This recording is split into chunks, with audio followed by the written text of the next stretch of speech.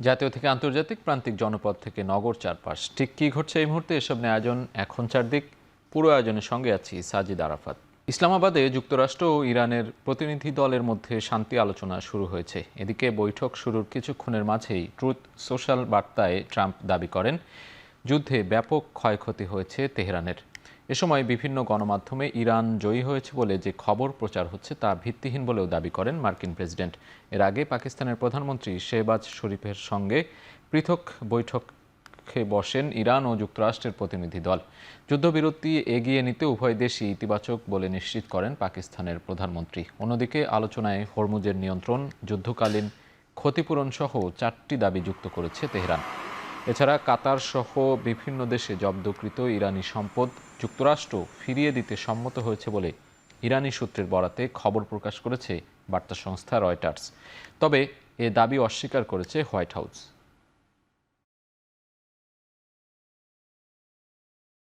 জ্বালানি তেল সংগ্রহে গ্রাহকদের ভোগান্তি কমছেই না। রাজধানীর পাম্পগুলোতে যানবাহনের দীর্ঘ সারি। তেজগাঁও থেকে এই মুহূর্তে সে খবর জানাতে যুক্ত হচ্ছেন সহকর্মী রাজীব হোসেন। রাজীব, দীর্ঘ অপেক্ষার কি চাহিদা মতো তেল পাচ্ছেন ভোক্তারা? কি দেখছেন সেখানে? সবশেষ খবর জানাবেন।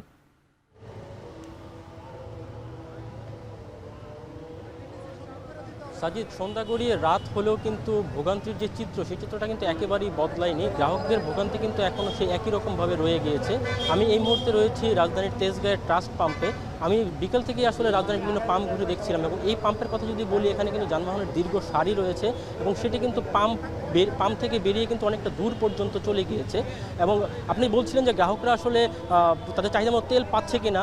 এই পাম্পটিতে আসলে একজন মোটরসাইকেল চালককে 1000 টাকার জ্বালানি এবং প্রাইভেট কারগুলোকে 3000 থেকে 3200 টাকার জ্বালানি দেওয়া হচ্ছে, এবং সেটি কিন্তু আসলে বলা যায় যে একটি বাইকের জন্য আসলে অনেকটাই পর্যাপ্ত। তো আরেকটা বিষয় সাজিদ আপনাকে জানিয়ে রাখি যে আমি পাম্প কর্তৃপক্ষের সাথে কথা বলেছিলাম, তারা যেটা জানিয়েছেন যে তাদের তেলের মজুত নিয়ে আসলে কোনো সংকট নেই, তারা 24 ঘন্টায় আসলে তেল সরবরাহ করতে পারবেন। তো আমরা যেটা বলেছিলাম যে সংকট না থাকার পরেও আসলে এত ভিড় কেন, তারা যেটা বলছেন যে আগের থেকে চাহিদা অনেকটা বেড়েছে, এবং সেই কারণে আসলে কার্যত এই ভিড়গুলো তৈরি হচ্ছে। আরেকটা বিষয় সাজিদ, আজকে জানেন যে পরীক্ষামূলকভাবে ফুয়েল পাস কার্ড যেটি রয়েছে সেটি কিন্তু আসলে চালু হয়েছে, এবং সেই কার্ডের আওতায় কিন্তু এই ফিলিং স্টেশনটিও রয়েছে। তবে কার্যত বাস্তবে কিন্তু আসলে আমরা যেটা দেখতে পেয়েছি যে ফুয়েল কার্ড সম্বন্ধে অনেকে জানেন না, এবং অনেকে আমাদেরকে জানিয়েছেন যে তারা রেজিস্ট্রেশন করতে গিয়ে অনেকটা বেগ পেয়েছেন এবং সার্ভার জটিলতার কারণে তারা করতে পারেননি। তো মোটা থেকে বলা যায় যে সেই প্রক্রিয়াটি কিন্তু আসলে কার্যত এখনও কিছুটা স্থবির রয়েছে। এছাড়া যদি আমি আরও বিস্তারিত বলি যে রাজধানীর আরও অন্যান্য পাম্পের চিত্রগুলো কিন্তু আসলে ঠিক একই রকম। তবে রেশনিং পদ্ধতিতে যদি বলি যে কিছু পাম্পে 500 থেকে 700 টাকা পর্যন্ত একটি মোটরসাইকেলে দেওয়া হচ্ছে, এই পাম্পটিতে যেমন 1000 টাকা দেওয়া হয়েছে, এরকম কিছু ছোটোখাটো পার্থক্য রয়েছে। এছাড়া আরেকটি বিষয় যদি আপনাকে জানিয়ে রাখি যে সিরিয়াল ভঙ্গ করে যে প্রবেশের যে বিষয়টি, সেটি এই পাম্পে তেমনটা দেখতে না পেলেও রাজধানীর কিছু পাম্পে কিন্তু আমরা দেখতে পেয়েছি, এবং সেটি কিন্তু আমরা কর্তৃপক্ষকে কাছে প্রশ্ন করেছি যে এই বিষয়টি আসলে কেন হয়েছে। তারা যেটা বলছে যে জরুরি কাজে যারা যুক্ত রয়েছেন মূলত তাদেরকে তারা কিছুটা অগ্রাধিকার ভিত্তিতে তেল দেওয়ার যে চেষ্টা করছেন, এবং সেটি তারা আমাদেরকে জানিয়েছেন। আরেকটা বিষয় সাথে আপনাকে বলে রাখি যে এই পাম্পে কিন্তু যারা তেল এখন পাচ্ছেন তারা কিন্তু 7 থেকে 8 ঘন্টা ধরে আসলে সিরিয়াল দিয়ে রয়েছেন, এবং এরপরে কিন্তু তারা কাঙ্ক্ষিত তেলের দেখা পেয়েছেন এবং তেল সংগ্রহ করতে পারছেন। আমরা কথা বলেছি গ্রাহকদের সাথে, তারা যেটা বলছেন যে দিনের বিশাল একটি অংশ তাদের নষ্ট হচ্ছে এই পাম্পে সিরিয়াল দিতে গিয়ে, এবং এটি তাদের কাজে আসলে অনেক জটিলতা তৈরি করছে। অনেকে বলছেন যে তারা ছুটি নিয়ে এসেছেন, এবং আমরা কিন্তু কিছু নারী বাইকারদেরও দেখতে পেয়েছি, এবং তাদের জন্য কিন্তু আসলে আলাদা কোনো সিরিয়াল ছিল না, তারা কিন্তু সবার সাথে একই সাথে ফুয়েল নিয়েছে। তো এই ছিল তেজগাঁয়ের ট্রাস্ট পাম্প থেকে আমার কাছে সবশেষ। সাজিদ, পেট্রোল পাম্পের সবশেষ খবর জানাতে যুক্ত ছিলেন সহকর্মী রাজীব হোসেন।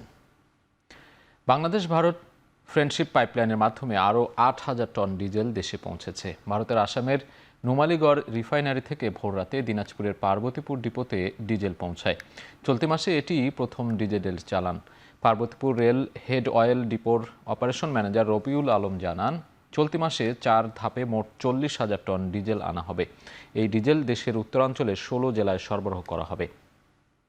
এর আগে গেল মার্চে 3 ধাপে ভারত থেকে এসেছে 15,000 টন জ্বালানি তেল। সংশ্লিষ্টরা বলছেন, পাইপলাইন চালু থাকায় জ্বালানি পরিবহনে সময় ও খরচ কমেছে, পাশাপাশি সরবরাহ ব্যবস্থা আরও সহজ ও নিরাপদ হচ্ছে।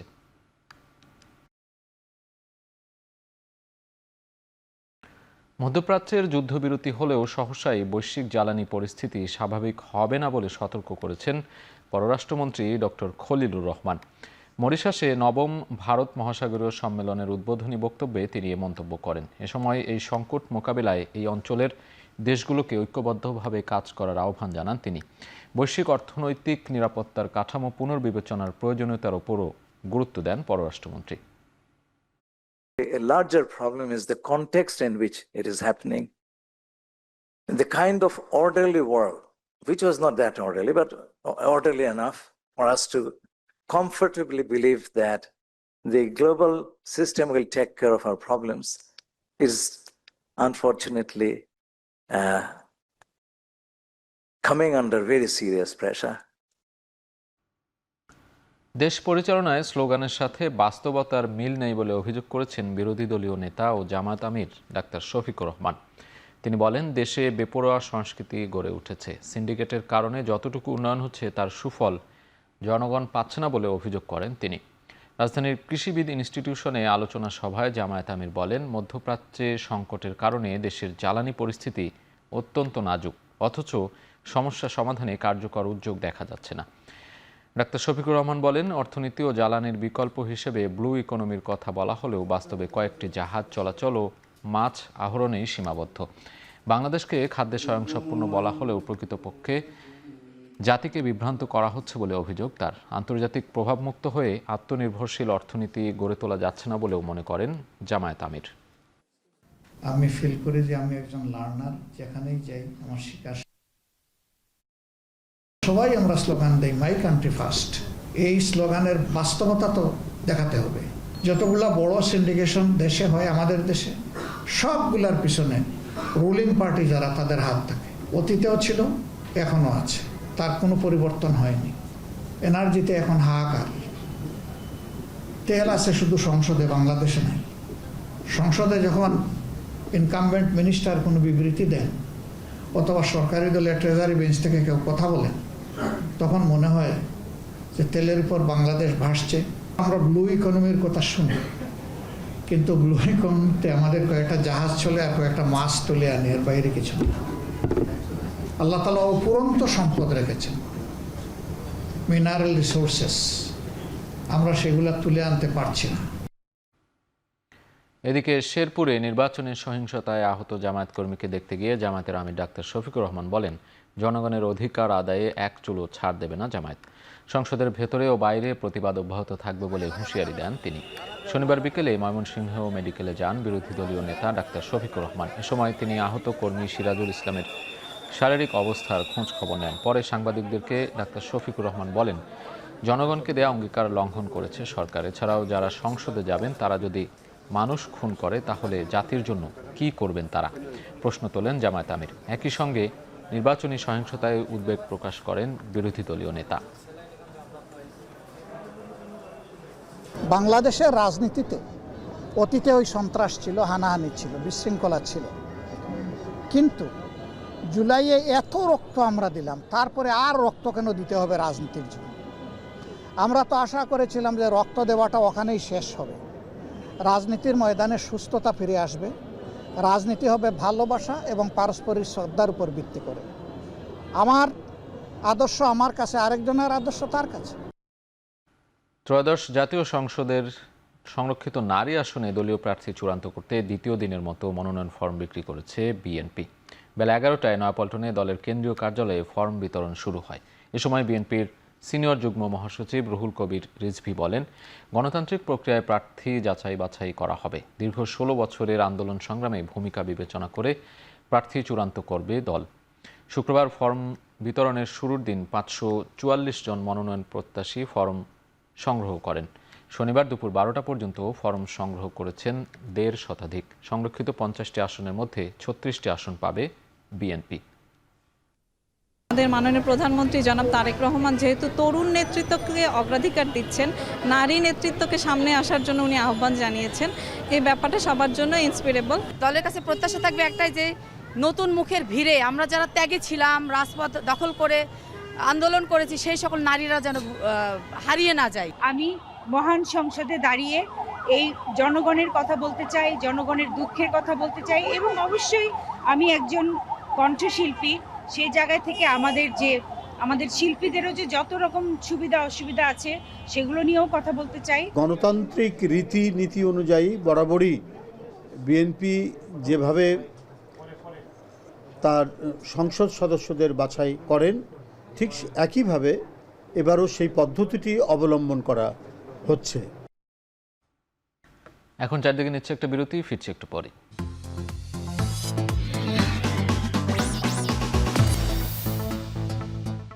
ফিরে এলাম বিরতির পর, দেখছেন এখন চারদিক। কাল থেকে ঢাকার 2 সিটি সহ চট্টগ্রাম, ময়মনসিংহ ও বরিশাল সিটি কর্পোরেশনে হামের টিকাদান কার্যক্রম শুরু হচ্ছে। স্বাস্থ্য অধিদপ্তরের তথ্য মতে শনিবার সকাল 8টা পর্যন্ত গত 24 ঘন্টায় সারা দেশে হাম ও হামের উপসর্গ নিয়ে 2 জনের মৃত্যু হয়েছে। এছাড়া আজ সিলেটে হামের উপসর্গ নিয়ে আরও এক শিশুর মৃত্যু হয়েছে। আর একদিনে নতুন করে হাসপাতালে ভর্তি হয়েছে 968 জন, যার মধ্যে 268 জনই রাজধানীর পর সবচেয়ে বেশি 99 জন রোগী ভর্তি হয়েছে চট্টগ্রামে। আর হামের হটস্পট রাজশাহীতে একদিনে নতুন মৃত্যু না থাকলেও ভর্তি হয়েছে 89 জন রোগী।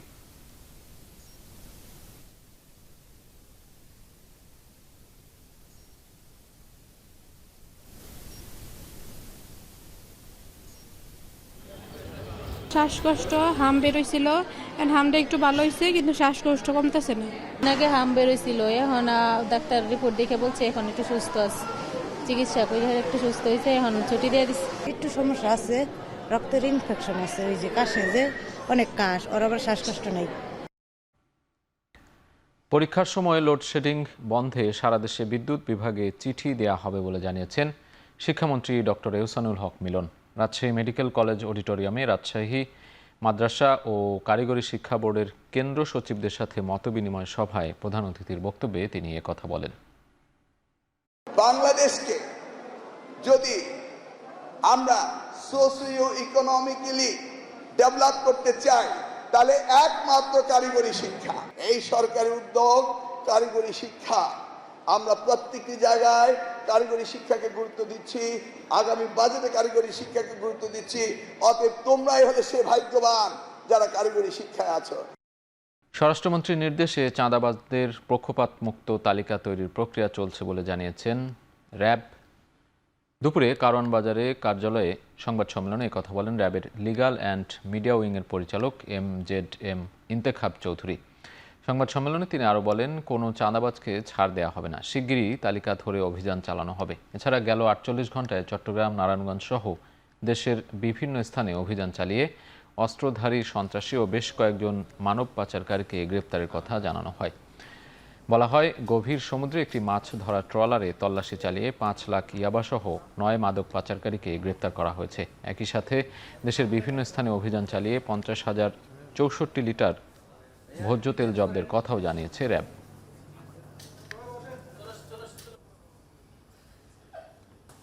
লিস্ট তৈরি হবে এবং এই লিস্ট তৈরি করার পরে এই লিস্টের আওতাধীন প্রত্যেক অপরাধীর বিরুদ্ধে আইনানুগ ব্যবস্থা গ্রহণ করা হবে এবং বিন্দুমাত্র ছাড় দেওয়া হবে না। সে লক্ষ্যে কিন্তু র্যাপিড অ্যাকশন ব্যাটালিয়ন আমরা আমাদের কার্যক্রম পরিচালনা করছি, আমাদের গোয়েন্দা নজরদারি চালু রয়েছে এবং আমরা এই তালিকা তৈরি করছি যেটা একেবারেই আনবায়াসড হবে এবং যারা এই তালিকাতে থাকবে আমরা চেষ্টা করব অতি দ্রুত তাদেরকে আইনের আওতায় নিয়ে আসার জন্য এবং এই জঘন্য অপরাধকে দমন করার জন্য। কুষ্টিয়ার দৌলতপুরে ধর্ম অবমাননার অভিযোগে পীর হিসেবে পরিচিত এক ব্যক্তিকে পিটিয়ে হত্যা করেছে বিক্ষুব্ধরা। দুপুর 2:30টার দিকে উপজেলার দক্ষিণ পশ্চিম ফিলিপনগর গ্রামে এ ঘটনা ঘটে। স্থানীয়রা জানান, পবিত্র কোরআনকে অবমাননা করে দেয়া বক্তব্যের একটি ভিডিও সামাজিক যোগাযোগ মাধ্যমে ছড়িয়ে পড়লে এলাকাবাসী ক্ষিপ্ত হয়। পরে শামীম রেজা নামের ওই ব্যক্তির আস্তানায় হামলা চালায় বিক্ষুব্ধরা। এ সময় গুরুতর আহত হন তিনি। পরে তাকে উদ্ধার করে উপজেলার স্বাস্থ্য কমপ্লেক্সে নিয়ে গেলে চিকিৎসক তাকে মৃত ঘোষণা করেন। খবর পেয়ে ঘটনাস্থলে গিয়ে পরিস্থিতি নিয়ন্ত্রণে আনে পুলিশ। এর আগে 2021 সালের মে মাসে ধর্মীয় অনুভূতিতে আঘাত সহ বিভিন্ন অভিযোগে পীর শামীম রেজার বিরুদ্ধে মামলা হলে পুলিশ তাকে গ্রেপ্তার করে কারাগারে পাঠায়।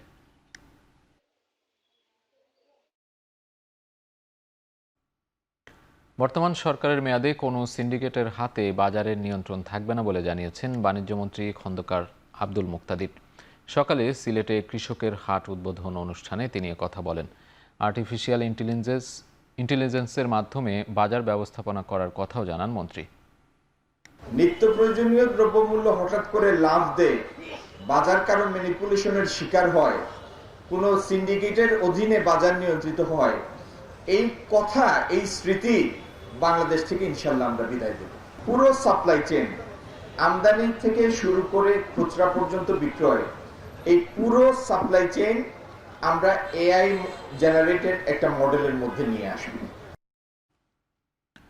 চুয়াডাঙ্গার আলমডাঙ্গায় খাল খনন কার্যক্রম উদ্বোধন করেছেন পানি সম্পদ মন্ত্রী শহীদ উদ্দিন চৌধুরী আনি। অনুষ্ঠানে মন্ত্রী জানান, জিয়াউর রহমান 1977 সালে বাংলাদেশে প্রথম খাল খনন শুরু করেন। সেই ধারা অব্যাহত রেখেছেন তার সন্তান বর্তমান প্রধানমন্ত্রী তারেক রহমান। খাল খনন শুরু হওয়ার পর থেকে সাধারণ মানুষের কাছে এর ব্যাপক চাহিদা ছিল। বর্তমানে খালে পলি জমে আছে, অবৈধ দখল হয়ে গেছে। গত 17 বছর এ বিষয়ে কোনো আইন মানা হয়নি, যে যার মতো খালের জায়গা দখলে নিয়েছে। বর্তমানে খাল খননের মাধ্যমে চুয়াডাঙ্গার কৃষকদেরও উন্নয়ন হবে। এদিকে পানি উন্নয়ন বোর্ড জানিয়েছে, আলমডাঙ্গার ডামস থেকে ঘোলদারি পর্যন্ত 7 কিলোমিটার খাল খনন করা হবে। এতে ব্যয় ধরা হয়েছে প্রায় 1.5 কোটি টাকা। প্রেসিডেন্ট জিয়া 1977 সালে এই খাল খনন কর্মসূচি হাতে নিয়েছিলেন এবং এই খাল খনন কর্মসূচির মাধ্যমে সাধারণ মানুষ কি উপকার পাচ্ছেন, কি উপকার পাবেন, এটা দৃশ্যমান ছিল। খাল খনন কর্মসূচি তিনি নিজে উপস্থিত থেকে করেছেন এবং সে সময় স্বেচ্ছাশ্রমের ভিত্তিতে খাল খনন কর্মসূচি ছিল বাংলাদেশের 2-3টা কর্মসূচির মধ্যে সবচেয়ে গুরুত্বপূর্ণ, জনবান্ধব এবং জনপ্রিয়। এখন চারদিকে নিচ্ছে আরো একটি বিরতি, ফিরছে একটু পরেই।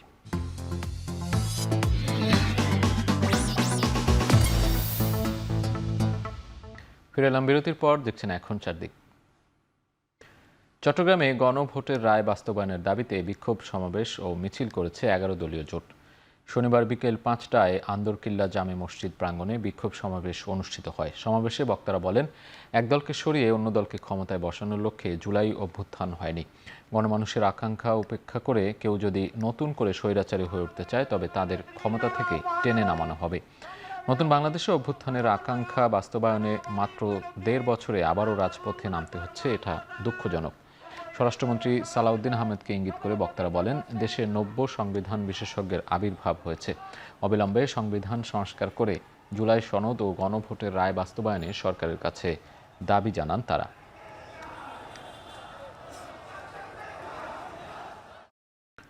নরসিংদীতে জুলাই আন্দোলনে নিহত ও আহতদের নিয়ে তদন্ত কার্যক্রম শুরু করেছে আন্তর্জাতিক অপরাধ ট্রাইব্যুনাল। এ উপলক্ষে শনিবার সকাল থেকে দুপুর পর্যন্ত নরসিংদী জেলা শিল্পকলা একাডেমিতে গণশুনানি অনুষ্ঠিত হয়েছে। গণশুনানিতে অংশ নেন জুলাই আন্দোলনে গুলিবর্ষণে নিহত ও আহতদের পরিবার সদস্যরা, আইনজীবী ও সাংবাদিকরা। এ সময় ভুক্তভোগী পরিবারগুলো ন্যায় বিচার নিশ্চিতের দাবি জানান। এতে উপস্থিত ছিলেন আন্তর্জাতিক অপরাধ ট্রাইব্যুনালের চিফ প্রসিকিউটর আমিনুল ইসলাম ও 6 জন প্রসিকিউটর সহ তদন্ত সংস্থার একটি দল। শুনানিতে চিফ প্রসিকিউটর জানান, নিহত ও আহতদের জন্য স্বচ্ছ ও নিরপেক্ষ বিচার নিশ্চিত করতে এই উদ্যোগ। সত্য উদ্ঘাটনে সকলের সহযোগিতা চেয়ে তিনি আরও বলেন, যারা তথ্য দিয়ে তদন্তে সহায়তা করবে তাদের জন্য বিশেষ নিরাপত্তা ব্যবস্থা নিশ্চিত করা হবে।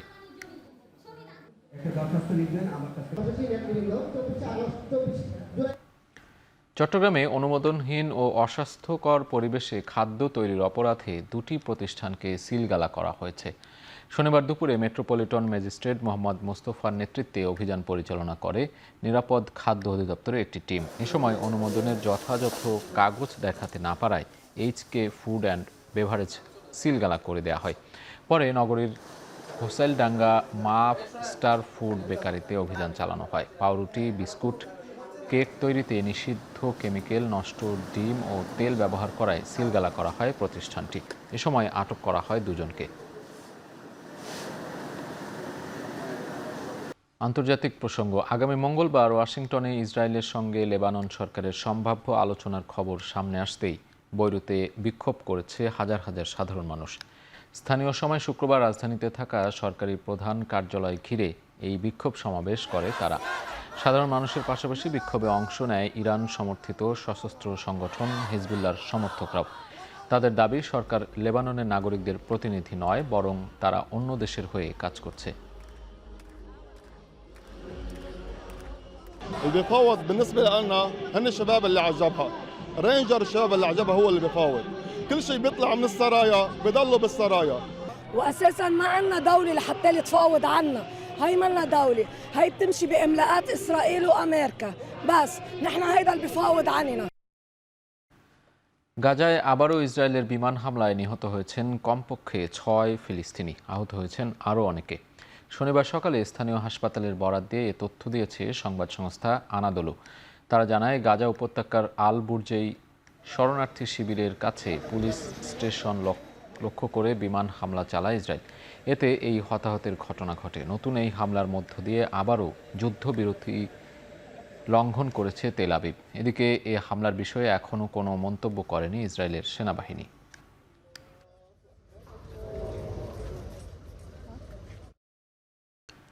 পৃথিবীতে ফিরে এসেছেন আর্টেমিস 2 এর মহাকাশচারীরা।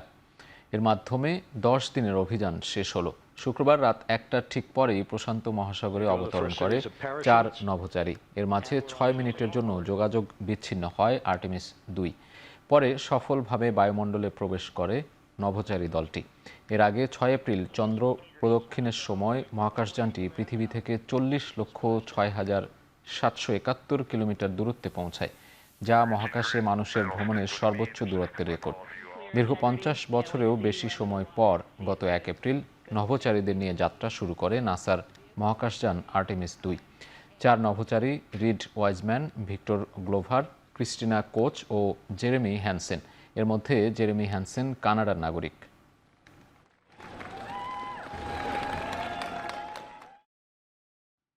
এ পর্যায়ে নিচ্ছে আরেকটা বিরতি, ফিরছি একটু পরে।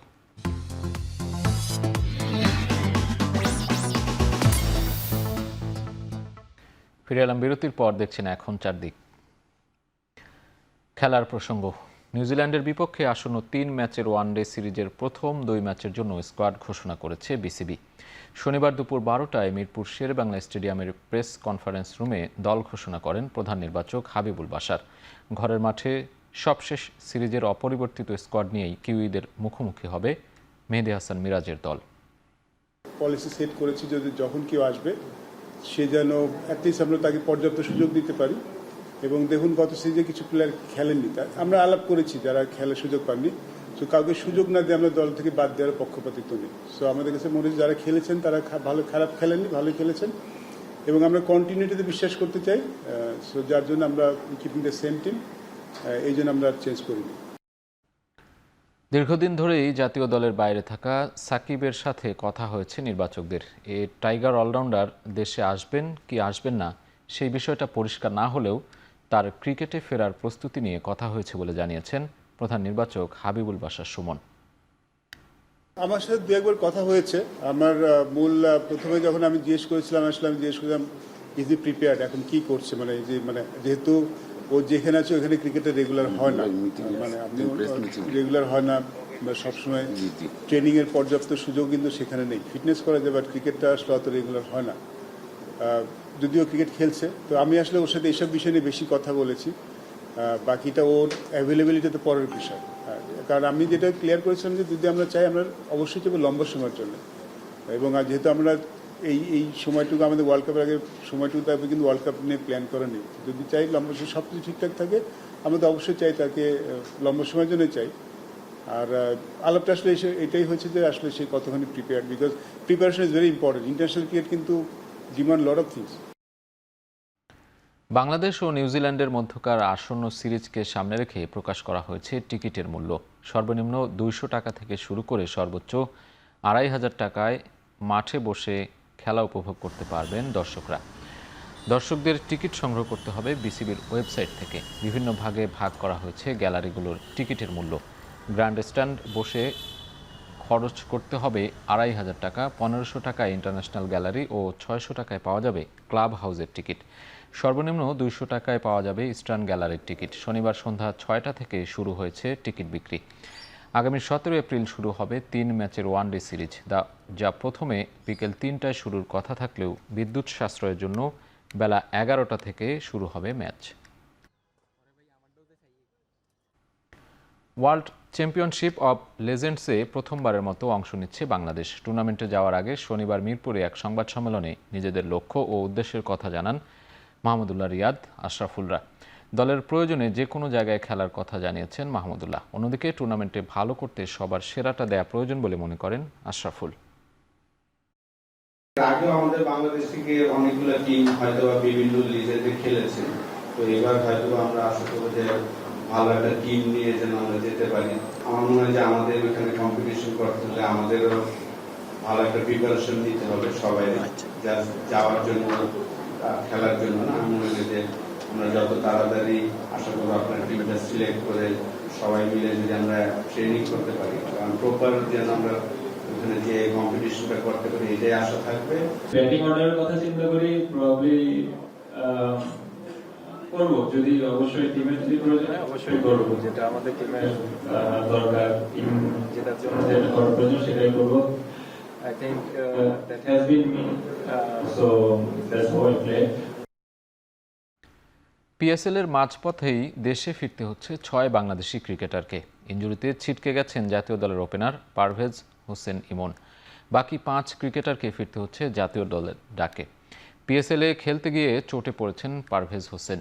তার দল লাহোর কালান্দার্স জানিয়েছে কাঁধের ইনজুরির কারণে টুর্নামেন্টে আর খেলতে পারবেন না তিনি। 3 ম্যাচে একটি ঝোড়ো ইনিংস সহ ভালো শুরু করলেও হঠাৎই ছিটকে যেতে হলো তাকে। ফলে নির্ধারিত সময়ের আগেই দেশে ফিরতে হচ্ছে এই ওপেনারকে। অন্যদিকে নিউজিল্যান্ড সিরিজ সামনে রেখে জাতীয় দলের 5 ক্রিকেটারকেও মাঝপথে বিদায় জানাতে হচ্ছে পিএসএলকে। তারা হলেন তানজিদ হাসান, মুস্তাফিজুর রহমান, নাহিদ রানা, রিশাদ হোসেন ও শরীফুল ইসলাম। 12 এপ্রিল পর্যন্ত এনওসি দেয়া ছিল তাদের। শেষ করছি এখন চারদিক। এখন টেলিভিশন ওয়েবসাইটে দেখতে ভিজিট করুন www.ekhon.tv। এছাড়া ফেসবুকে দেখতে ভিজিট করুন facebook.com/tv.ekhon। ইউটিউবে দেখতে ভিজিট করতে পারেন youtube.com/c/ekhon tv।